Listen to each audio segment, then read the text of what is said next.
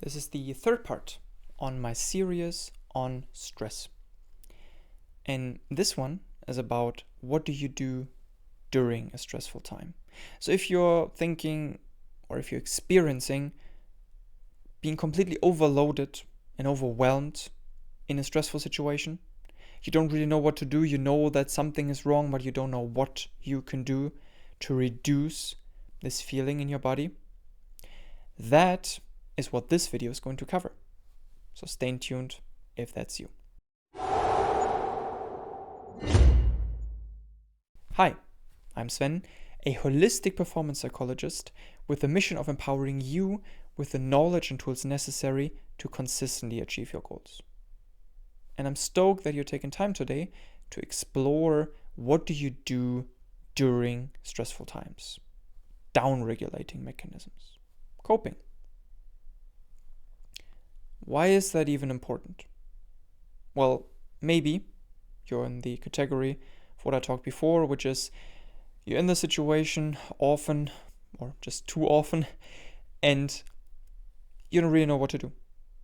Perfect. You already know why it's important. For everyone else, how you cope with stress determines whether it's bad or beneficial to you. If you can manage a stressful situation well, if you can calm down, regulate in that situation quick enough, it will likely be a positive experience and you will build your capacity to deal with stress in the future. You're building the muscle. If you don't really manage that well, and you keep on being stressed, and it turns from acute stress, which is short-term, to long-term stress, chronic stress, you are hitting the moment where things turn terrible and your immune system starts shutting down, your whole life becomes miserable because your well-being suffers, your body suffers, your relationships will likely suffer. Your entire life will basically turn to the worse. You are part of the negative downwards spiral. You don't want that.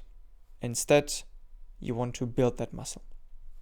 And for that, you need to learn how to let go of the weights so you don't overload the muscle in a bad way. You want to overload it in a healthy way so you can train that skill of dealing with stress.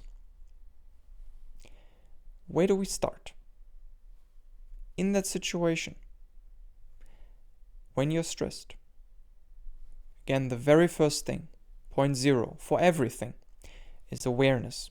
If you can manage to become aware, the battle is already in your favor. If you can't manage that and you keep on catching yourself after a stressful situation, hours or days afterwards, after the moment where it started, and only then do you realize, oh, that was overwhelming, stressful, I hated it. That is when you need to go back one video and have a look at the video that I recorded on what you do before the stressful situation. Because at that point, you are so far in your reaction that you can't really think properly, that you're not conscious about it. You can't really work that away in the moment because you're not conscious. So this is the wrong video for you then. If you manage to become aware somewhat quickly, what do? Well, there's a couple tools I want to help you with. First one, we're talking about the mental component. Understand where the threat is, the perceived threat. Could be that there is not a real threat. Most of the time, there is no real threat. If we think about it, if we reframe it and understand where our body sees the threat and how things actually connect, what's actually the impact of the situation, how bad is it, especially long term, if you stretch the frame, you will find that it is likely not as threatening. And that can help. That alone can help reduce your stress to a tolerable amount, maybe even completely get rid of it, depending on how much of a mental component your stress has. If you primarily overthink, this is a good one for you. Second one, we're talking about the physical component here. It's not really overthinking that you're struggling with, but rather how you feel in your body. You're getting very tense and you're breathing shallow into your lungs, not in your belly. If you change your posture, maybe you hide away. All of these are hallmarks of a physical reaction of stress. Find what is your physical reaction and then target that specifically. You're not breathing well, focus on your breathing. Breathe in through your nose and twice as long exhale through your mouth. And that helps your parasympathetic nervous system, the part of your body that's responsible for relaxing. Relax yourself. Maybe it's about tension in your body and you start becoming very tight. All right, stretching. Our favorite workplace stretching. That's designed for it, by the way. That's one of the main reasons why we have that. That's the long-term health consequences, but quite frankly, your immune system, because of stress, chronic stress, will screw you over way quicker than your body and your posture will.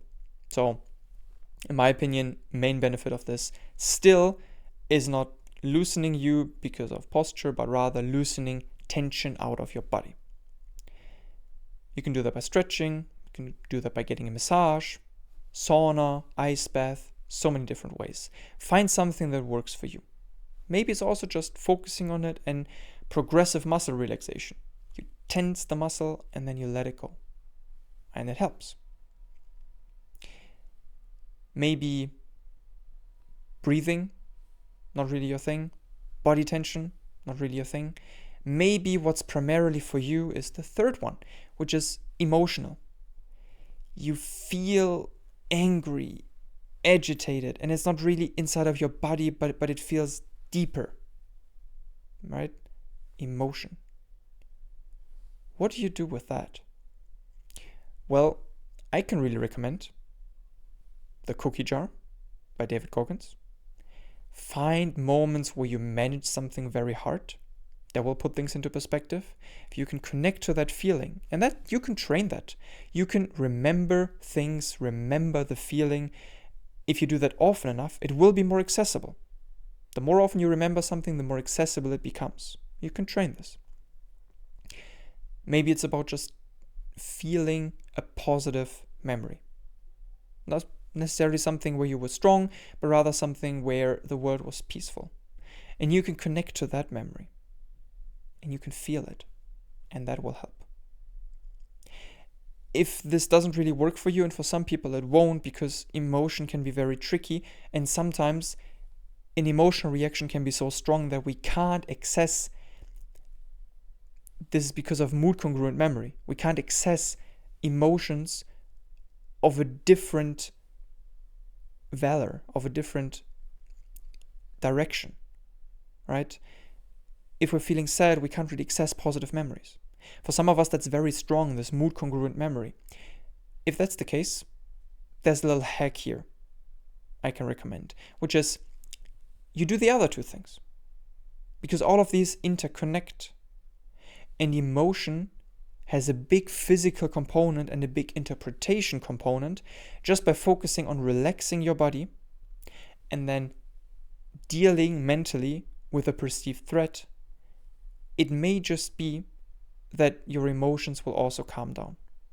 Maybe just enough for you to remember a positive memory and actually feel it.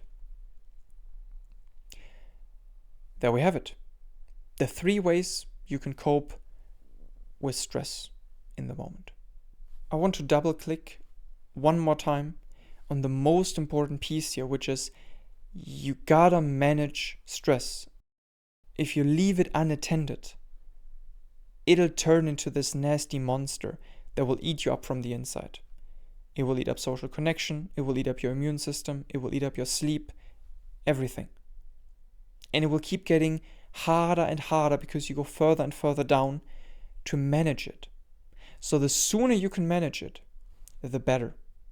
And no, being stoic, pushing away your emotions, does not manage your emotions. It doesn't work. Not long term. And I'm also not saying that you have to manage it immediately. It's completely fine if you have to wait a couple hours, but manage your emotions. Don't go to bed with feeling stressed, with having these unattended thoughts and emotions. And especially don't wake up and keep on ignoring the same thing and keep on being annoyed or triggered or threatened by the same thing over and over again without dealing with it, because that is putting you into chronic stress. The only thing that's left now, the last video, is going to be about what you do after you felt stressed. How can you maximize the value out of this experience? What else is there to know? If that's interesting to you, subscribe so you don't miss it. It will come next week. And if you enjoyed this video, a like will help the algorithm push this to more people. And I do truly believe that more people can really benefit from this. With that, thank you so much for watching. I'll see you in the next one.